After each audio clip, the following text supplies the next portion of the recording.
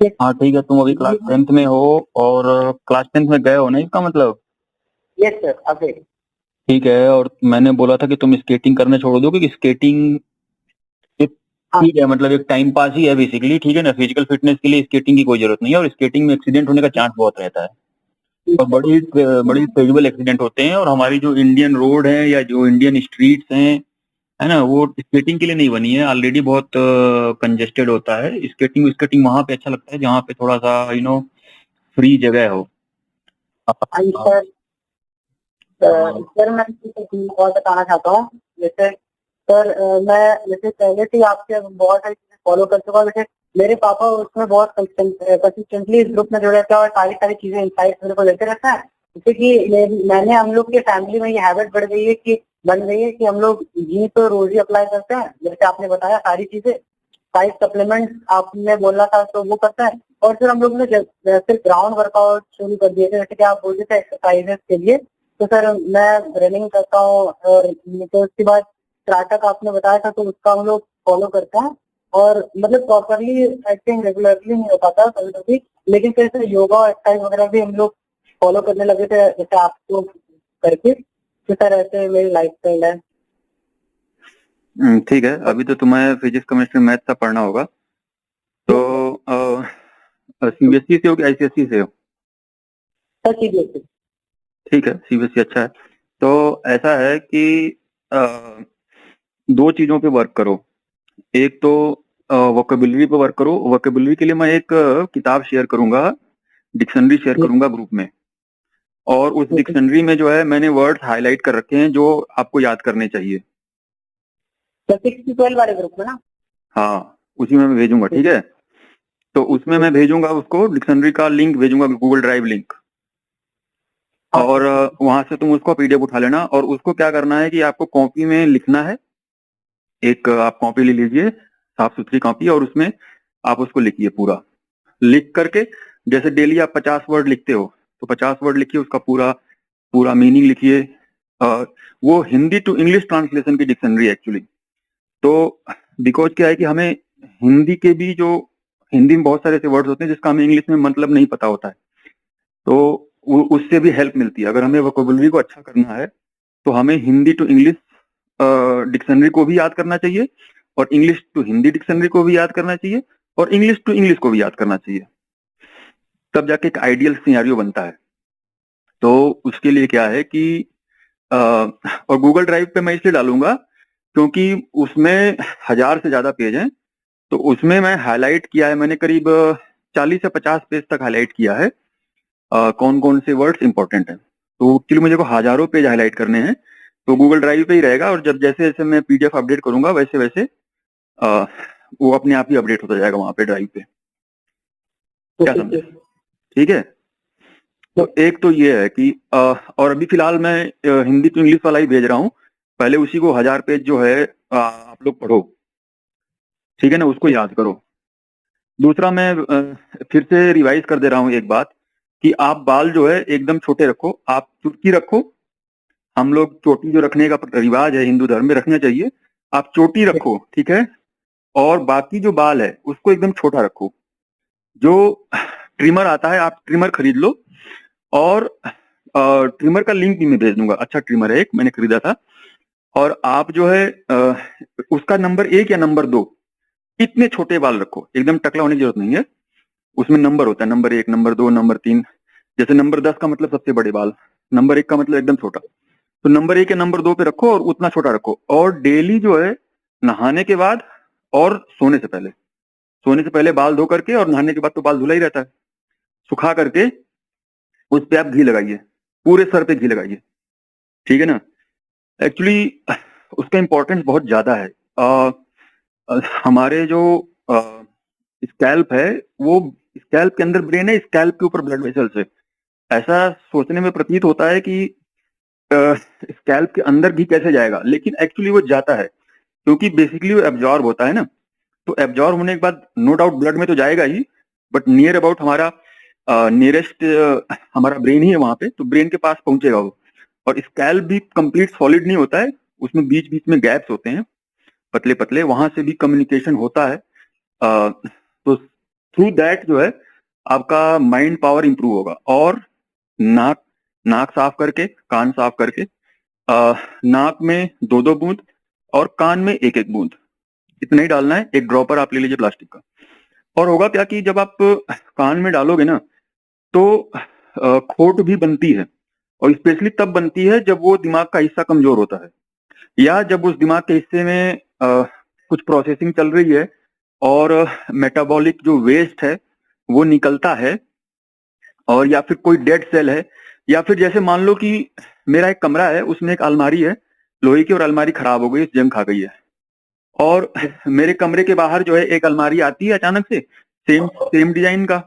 तो मैंने क्या किया कि सेम डिजाइन की जो अलमारी थी उसको अपने कमरे के अंदर लिया, और जो खराब अलमारी थी उसको कमरे के बाहर कर दिया। जो हमारे सेल्स होते हैं ना वो ऐसे ही काम करते हैं। उनको अगर न्यूट्रिशन मिलता है तो उनके अंदर जो कमी है वो उसको सही कर लेते हैं, लेकिन अगर वो नहीं मिलता है तो उसी में वो स्ट्रगल करते रहते हैं। घी का फंक्शन ये है कि हमारा जो पूरा ब्रेन है वो फैटी सेल्स से बना हुआ है। फैटी सेल्स, एनिमल फैट से बना हुआ है, और एनिमल फैट में घी सबसे अच्छा है, उसके अलावा बाकी भी एनिमल फैट है। लेकिन चूंकि हम लोग मोस्टली नॉनवेज नहीं खाते हैं, नॉनवेज से हम लोग को थोड़ा एलर्जी है, तो उससे फर्क नहीं पड़ता। घी भी अपने आप में अच्छा है, एनिमल फैट है, it will do good work. Otherwise theoretically speaking आप पिग ऑयल भी डाल सकते हो। थ्योरेटिकली स्पीकिंग आप किसी भी एनिमल फैट का ऑयल यूज कर सकते हो, ठीक है ना। But ghee is good enough, ghee आप यूज करो। और अगर नाक बंद हो जाती है कभी, लेट से, उस सिनेरियो में सरसों का तेल यूज करना चाहिए, वो नाक को खोलने में काफी मदद करता है। अदरवाइज रेगुलर बेसिस पे घी डालना चाहिए, और ये आप सोने से पहले करो, इसको दोनों टाइम करने की जरूरत नहीं है। त्राटक मैंने बताया था, त्राटक के मैंने 2-3 सिंबल भी शेयर किए थे। अभी मैं क्या करूंगा, ग्रुप पे दोबारा शेयर कर दूंगा जो सिंबल आपको यूज करना है, ठीक है। जो सिंबल आपको यूज करना है, एक सेकंड रुको जरा, मैं निकाल लूं कि मुझे क्या क्या शेयर करना है, मैं डायरी में लिख लेता हूँ, 1 मिनट। टाइप के आपने 2-2 क्या पिरामिड की तरह थी, बीच में उसके अंदर डॉट्स थे, तो उस पर कॉन्सेंट्रेट करना होता था ना, वही। ऐसा है, मैं समझ नहीं पा रहा तुम क्या बोल रहे हो। हाँ सर, जो आपने भेजा था ना वो ग्रुप पे मेरे पास है, जो आपने भेजा हुआ था। हाँ ठीक है, तो त्राटक की मैं 3 इमेजेस हैं वो भेजूंगा, ठीक है, 3 इमेजेस। मेथड तो मालूम ही है, और त्राटक के बारे में बहुत सारे वीडियोस हैं, और किसी से भी देख के सीख लो। एंगल थोड़ा सा ऊपर रखो या फिर हॉरिजॉन्टल रखो अपने आई साइड का, और पीठ सीधी रखो, कैसे भी बैठ सकते हो, इनफैक्ट खड़े होके भी किया जा सकता है, बट पीठ सीधी होनी चाहिए, दैट्स इट। कैसे भी बैठो उससे फर्क नहीं पड़ता है। और आई साइड हॉरिजॉन्टल होनी चाहिए या फिर थोड़ा सा ऊपर होनी चाहिए। उसी हिसाब से कुर्सी हाइट रखो, या फिर उसी हिसाब से जो मैंने चिपकाना है दीवार पे, उसको उसी हिसाब से चिपकाओ, ठीक है। तो ये तो हो गया त्राटक। एक और चीज मैंने बताई थी कि सिंपल प्राणायाम जिसमें ब्रीदिंग हम कर रहे हैं उसमें अल्टरनेट नॉस्ट्रिल का यूज नहीं करना है।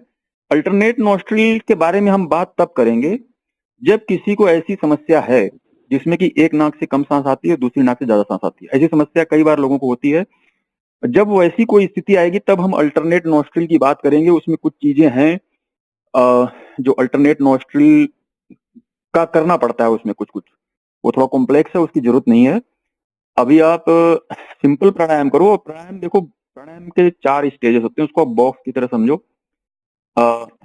इनहेल करते हैं, फिर वेट करते हैं, फिर एक्सहेल करते हैं, फिर वेट करते हैं। हिंदी में उसके अलग अलग नाम है, रेचक, पूरक, कुंभक, ऐसे करके। उसमें सबसे अधिक देर तक हमें कोशिश करनी चाहिए कुंभक करने की, यानी कि इनहेल करके रोकने की, ठीक है। इनहेल आप स्लो करो, थोड़ा सा फास्ट भी कर सकते हो, लेकिन रोकने का कोशिश, इनहेल करने के बाद जो रोकना है उसकी कोशिश सबसे अधिक करनी चाहिए। और आप मन में काउंटिंग कर सकते हो 1 2 3 सेकेंड टाइप्स, और उसको मैक्सिमम तक ले जाने की कोशिश करनी चाहिए। और एक्सेल भी धीरे धीरे करना चाहिए। देखिए आइडियली क्या है कि एक्सेल होने के बाद हम एक्सेल होने की पोजीशन में, मतलब हवा को बाहर निकाल दिए और उस पोजीशन में बहुत देर वेट करेंगे तो उसके अपने फायदे हैं, बट हमारे पर्पज के लिए, जिस पर्पज के लिए हम बच्चों को डेवलप करना चाह रहे हैं, उस पर्पज के लिए हमारा सबसे अधिक फोकस कुंभक पे होना चाहिए। ठीक है, सबसे अधिक फोकस कुंभक पे होना चाहिए। यानी कि देखो, जैसे बॉक्स प्राणायाम में क्या होता है कि जैसे फोर तो सा कम हो गया, मान लो 10 हो गया, 10 सेकेंड 10 सेकेंड 10 सेकेंड 10 सेकेंड, यानी 10 सेकेंड तक, 10 सेकेंड में इनहेल करेंगे, 10 सेकेंड होल्ड करेंगे, 10 सेकेंड में एक्सहेल करेंगे, फिर 10 सेकेंड होल्ड करेंगे। बट ये आइडियल नहीं है। हमारे लिए आइडियल वो सिनेरियो है जिसमें हमारा कुंभक, यानी जो इनहेल करके होल्ड करने वाला है, वो 10 सेकेंड की बजाय 40 सेकेंड है, 50 सेकेंड है, या 1 मिनट के ऊपर चला जाए अगर, वो सबसे अधिक इंपॉर्टेंट है। तो हमें उस पर वर्क करना है प्राणायाम में। समझ में आई बात? अच्छा, योगासन के लिए प्राणायाम पे मैं अगर कुछ लिटरेचर मिलता है तो मैं भेजूंगा। योगासन के लिए कुछ इंपॉर्टेंट जो योगासन है ना, सारे योगासन, आवाज आ रही है तुम्हें? Yes sir, yes sir. सारे योगासन करने की जरूरत नहीं है। जो इंपॉर्टेंट योगा है फॉर क्लास स्टूडेंट्स, ठीक है ना, स्कूल स्टूडेंट्स रेदर, वो मैं भेजूंगा। ठीक है, जो मैंने भी प्रैक्टिस किया था उस टाइम पर, जो काफी अच्छे हैं, और मतलब बॉडी की फ्लेक्सिबिलिटी को अच्छा करते हैं, और इनइफेक्टिव आपको पढ़ने में मदद करते हैं। ठीक है, इसके बाद देखो क्या है कि मेरा ये मानना है कि एट दिस यंग स्टेज 2 चीजें और की जा सकती है। एक तो चेस खेला जा सकता है। तो अगर आपके पास इंटरनेट की एक्सेस है, इवन मोबाइल में भी, या आईपैड में, या लैपटॉप में, कंप्यूटर में, तो आप चेस खेलो। तो चेस कहाँ खेलोगे? तो चेस की मैं 2 लिंक भेज दूंगा, जो इंटरनेशनल वेबसाइट्स हैं। आपको अगर खेलना है तो आप ऐसी चीज खेलो जिसमें आपका दिमाग डेवलप हो। उसमें एक है चेस, दूसरा है टाइपिंग। आप कीबोर्ड टाइपिंग सीखो। भले आप क्लास 10th में हो, लेकिन जैसे जैसे आपकी उम्र बढ़ती जाएगी, आपके हाथों का जो मूवमेंट और कंट्रोल है, वो धीरे धीरे सॉलिडिफाई होता जाएगा, क्रिस्टलाइज होता जाएगा। उसको साइकोलॉजी और बायोलॉजी की भाषा में बोलते हैं फ्लूइड इंटेलिजेंस और क्रिस्टलाइज इंटेलिजेंस। तो टाइपिंग हमें सीखना बहुत जरूरी है। टाइपिंग कम से कम 100 कीज होते हैं एक नॉर्मल कीबोर्ड में, और फास्ट टाइपिंग बड़ी इंपॉर्टेंट आज की डेट में। Fast typing is as important as writing. ठीक है, तो भले आप अभी हो, तो इसमें आप देखो, कुछ एक्स्ट्रा अगर करना है तो आप चेस खेलो। दूसरा, टाइपिंग सीखो। टाइपिंग के अलावा कुछ और सीखने की जरूरत नहीं है, सिर्फ टाइपिंग सीखो। टाइपिंग की स्पीड बढ़ाते जाओ। टाइपिंग के लिए भी आपको कोई सॉफ्टवेयर खरीदने की जरूरत नहीं है। एक typing.com करके है, उसको आप खोलो। आप तो नेट हर जगह चल जाता है, और बहुत ही स्लो नेट में भी चल जाएगा वो, एकदम बिल्कुल बेसिक कनेक्शन हो तो भी चल जाएगा वो। और उस पर आप प्रैक्टिस करो। उसमें सब कुछ बताता है, कलर कोडिंग रहती है, और फिंगर्स का सब बताता रहता है, कैसे कैसे आपको सीखना है, सब समझ में आ जाएगा खुद ही। ठीक है, ओके सर। इसके अलावा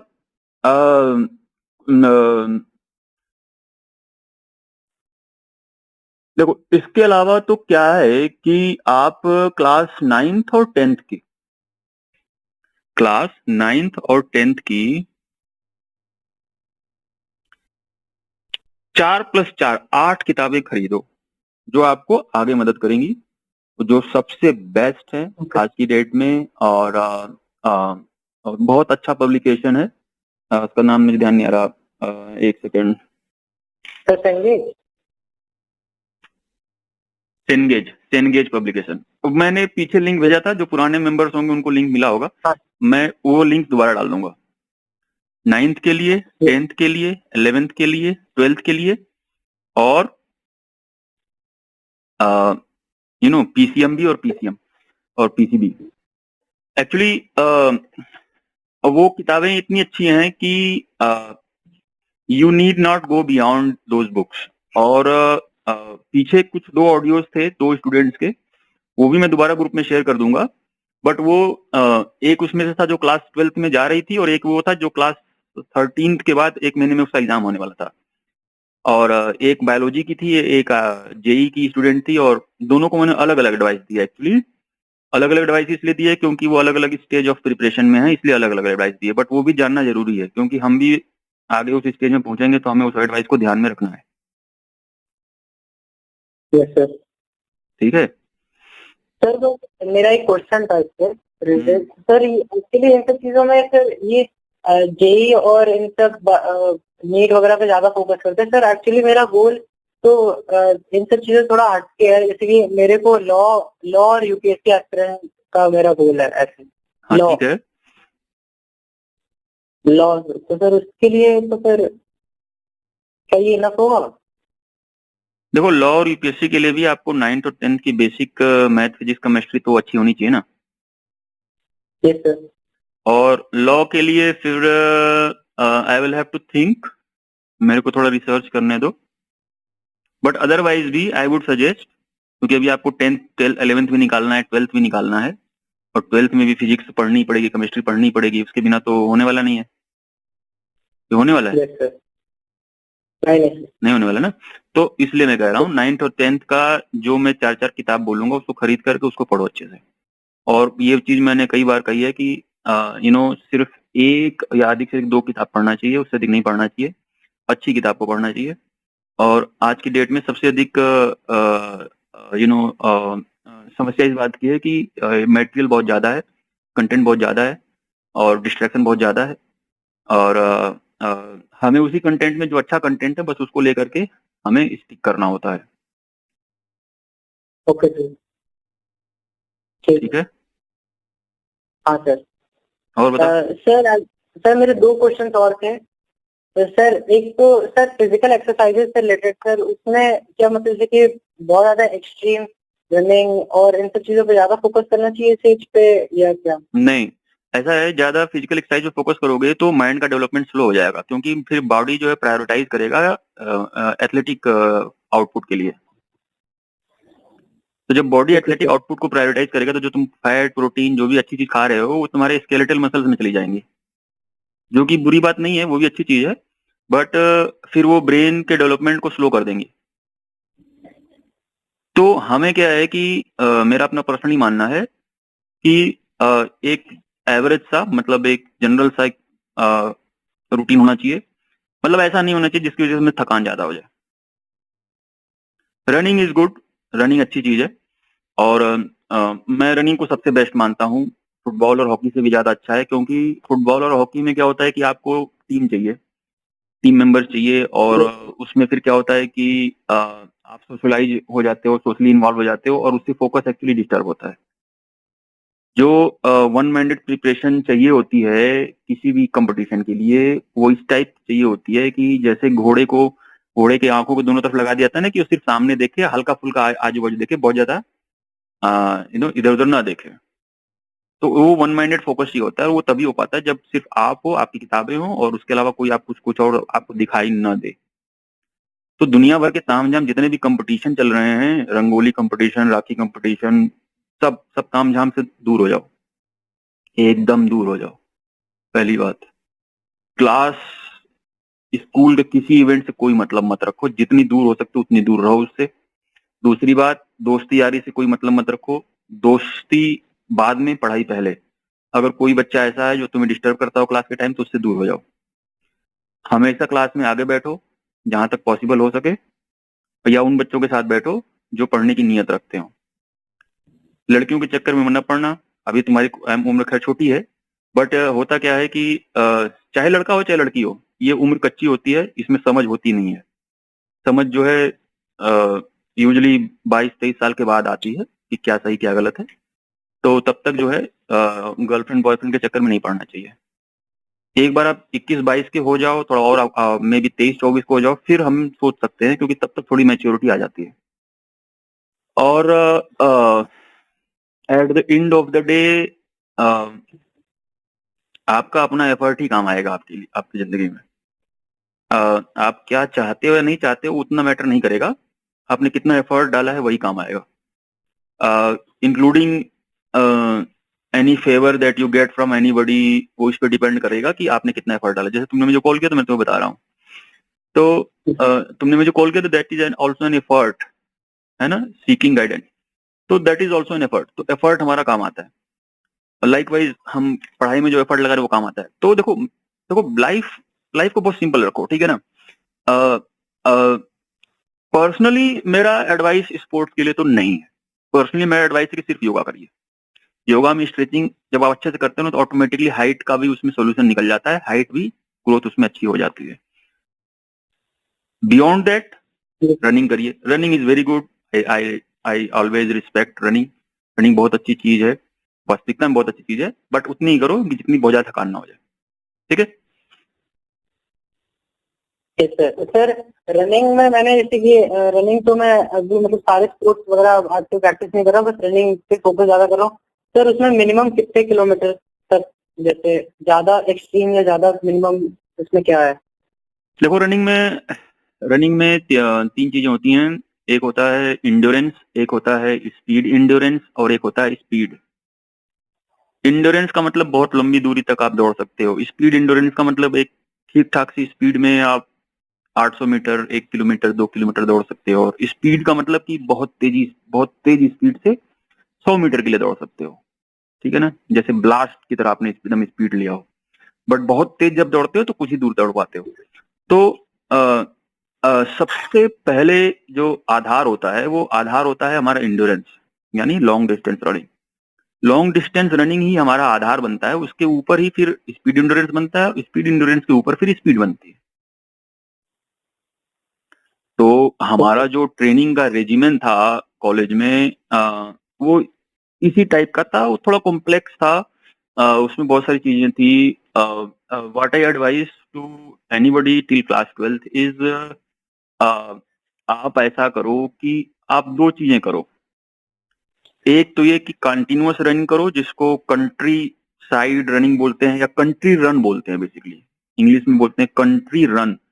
कंट्री रन का मतलब विदेशों में ये होता है कि कंट्री का मतलब वहां पे होता है गांव, गांव की तरफ, मतलब थोड़ा आप दूर निकल जाओ दौड़ते हुए, कंट्री रन बोलते हैं। उसका बेसिक मतलब ये होता है कि आप लॉन्ग डिस्टेंस रनिंग कर रहे हो, आप 4-5 किलोमीटर, 6 किलोमीटर, कभी कभी 10 किलोमीटर तक रनिंग कर रहे हो, और एक आप उसमें पेस मेंटेन करते हो कि आप 10 किलोमीटर पूरा कर लो, बहुत ज्यादा थकान भी ना हो आपको।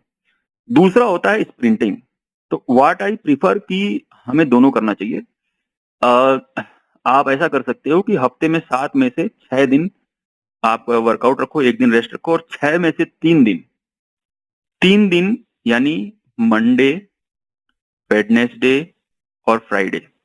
मंडे, वेडनेसडे और फ्राइडे, आपका मॉर्निंग का इवनिंग का वो आपके ऊपर है। मंडे, वेडनेसडे, फ्राइडे को आप कंट्री रन रखो, ठीक। और ट्यूसडे, थर्सडे और सैटरडे, इस दिन आप रखो, आई वुड से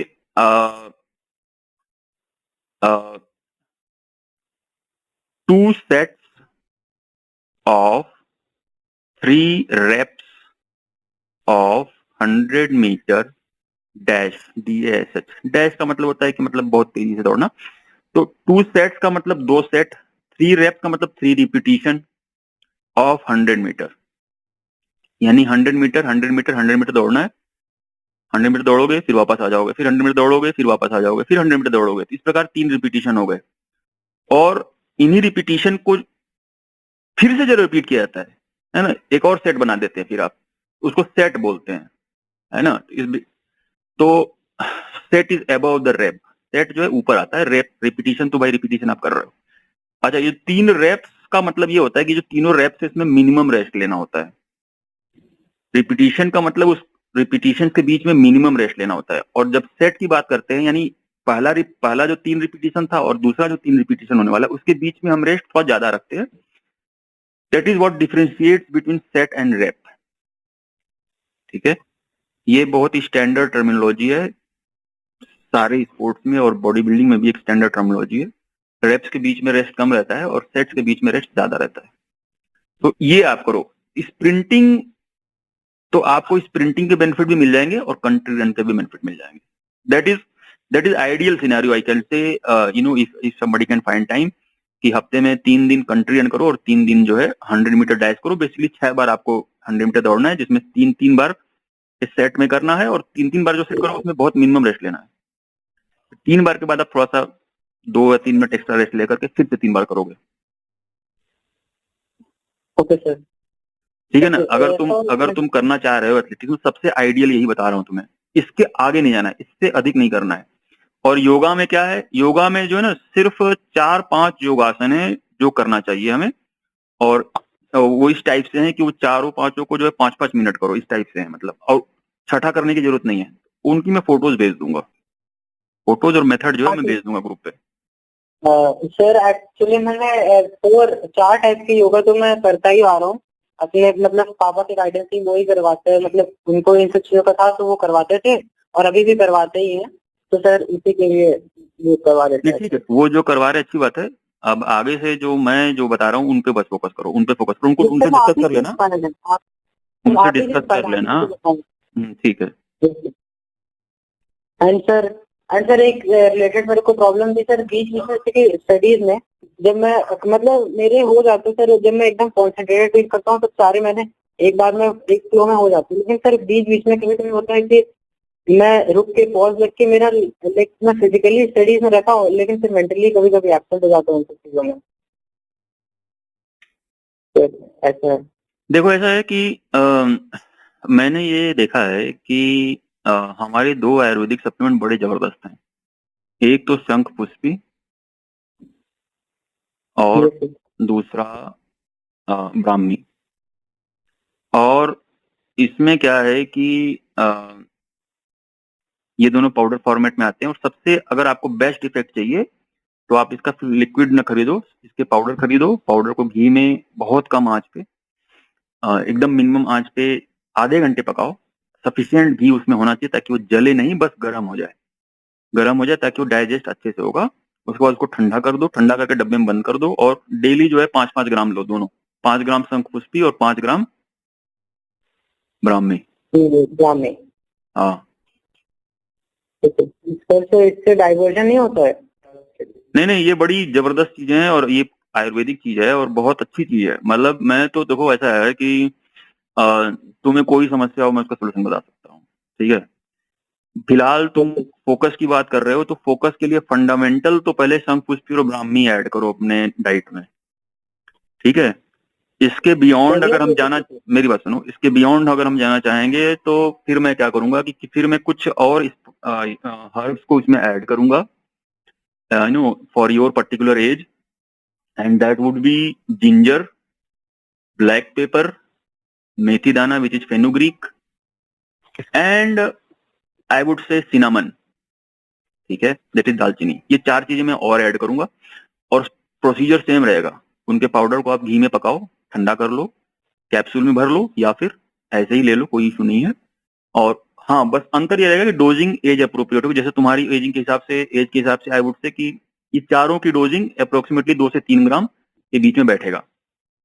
अब ये चारों क्या करेगा कि ये शरीर के अंदर जो वायु दोष है ना उसको दूर करते हैं। ये वायु दोष क्या है ना, आयुर्वेद की बड़ी जबरदस्त यू नो चीज है, बट अनफॉर्चुनेटली वायु दोष दूर कैसे होगा, इसका डिस्क्रिप्शन जो है सही से कहीं बताया नहीं है। कॉन्सेप्ट बहुत अच्छा है। तो व्हाट आई हैव फाउंड कि ये जो हर्ब्स हैं ये वायु दोष को दूर करना और परमानेंटली दूर रखना, उसमें बड़ी मदद करती हैं।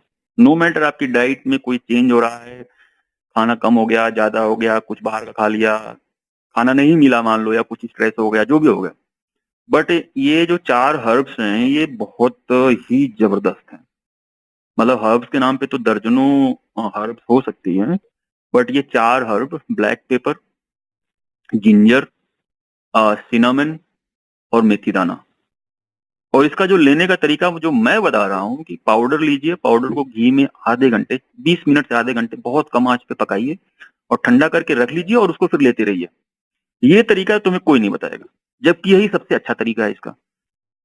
इसके भी आगे जाना चाहते हो तो मैं 7वीं चीज रिकमेंड करूंगा। देखो, दो चीज बता दी मैंने पहले, शंख पुष्पी ब्राह्मी, फिर 4 चीज और बता दी मैंने तुम्हें, 6 हो गई।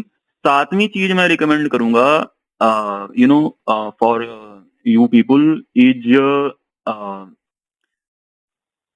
सफेद मूसली एंड गोखचूरा। 7 और 8 हो गए एक्चुअली। ठीक, तरीका वही है, पाउडर को घी में पकाइए, ठंडा करिए, चाहे तो कैप्सूल में भर लीजिए, चाहे तो उसको आप जो है अपना खाने में मिला के लीजिए, या पानी मिला के, जैसे भी लेना ले लीजिए। सर एक बार वापस से रिपीट कर दीजिए आप। शंख Pushpi Brahmi, sir Black. 7th और 8th class. Black paper and then black paper के बाद है तुम्हारा सिनामन, और उसके बाद फेनुग्रीक, और उसके बाद जिंजर। ये 6 हो गए। अब 6 के बाद भी अगर तुम 7वें पे आना चाहते हो और ज्यादा जो है, देखो अब तुम अपने इस अपने आर्सेनल में, जैसे होता है ना कि कोई योद्धा होता है, उसका एक आर्सेनल होता है, मतलब हथियारों का जखीरा, कितने हथियार रखना चाह रहे हो, तो कितना तुम अपने माइंड को और बॉडी को शार्प कर देना चाह रहे हो, उस पर डिपेंड करता है कि तुम कितना ज्यादा मतलब लेने को राजी हो। ठीक है ना, कितने एक्सट्रीम तक जाना चाहते हो। अब इसमें 7वां और 8वां आ जाएगा सफेद मुसली, और रेदर सफेद मुसली से पहले आएगा, आई वुड से, गोटू कला, GOTUKALA। गोटू कला को मैं प्रोबेबली तीसरे नंबर पर रखूंगा, क्योंकि गोटू कला भी एक नूट्रोपिक है, मतलब ब्रेन का टॉनिक है ये, और अच्छी चीज है ये। लेने का तरीका वही है जैसा मैंने पहले बताया। और सफेद मुसली हो गया, और गोकचूरा हो गया, GOKSHURA। बड़े रीजनेबल प्राइसेस में ये आ जाते हैं। और अब अगर ये सारे ले लो तो तुम्हारा 6, 3, 9 हो गए, 9 आइटम हो गए। और अभी मेरे आइटम की लिस्ट खत्म नहीं हुई है, आइटम और भी हैं। और मैं बहुत ही कैलिब्रेट करके जो है ये 9 आइटम बता रहा हूँ। तुम्हें तो कोई शायद 1 या 2 आइटम ही बता दे कॉन्फिडेंस से, तो बहुत बड़ी बात होगी। मैं तुम्हें 9 आइटम बता रहा हूँ, बहुत कॉन्फिडेंस से बता रहा हूँ। और मैं डोजिंग भी बता दे रहा हूँ कि शंखपुष्पी ब्राह्मी का 5-5 ग्राम ले लो, black pepper, cinnamon, fenugreek, ginger इसका 2-2 ग्राम ले लो, सफेद मुसली का 2 ग्राम, गोकचूरा का 1 ग्राम, और गोटू कला का 3 ग्राम। सर गोकचूरा क्या सर होता है? गोकचूरा, चलो वो ग्रुप में आ जाएगा, तुम देख लेना। ग्रुप में मैं सब लिख दूंगा ये सारी बातें। मैं डायरी पे नोट डाउन करता जा रहा हूँ कि मुझे क्या क्या शेयर करना है। ठीक है सर। ठीक है, ठीक है सर। करो इतना करो, मैं थोड़ी देर में ग्रुप में सब कुछ भेजता हूँ। ठीक है sir, okay, thank you sir. Okay.